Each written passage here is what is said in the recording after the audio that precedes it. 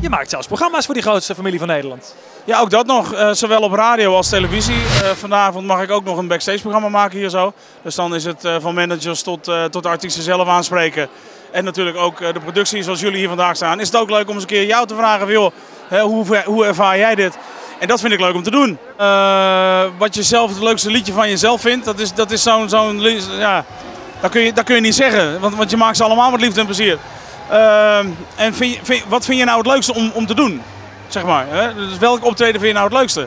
Ja, natuurlijk, de ene is iets leuker dan de andere, maar over het algemeen zijn ze allemaal echt leuk. Want als je het eentje niet leuk vindt, dan moet je stoppen, denk ik. Dat zijn vragen die nooit uit jouw mond zouden komen. Nou, ik heb het net gezegd. Dus, nou.